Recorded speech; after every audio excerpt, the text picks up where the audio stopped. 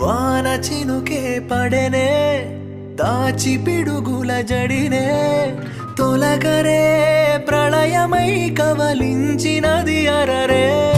వేడుకుంటున్న వినవా వ్యధ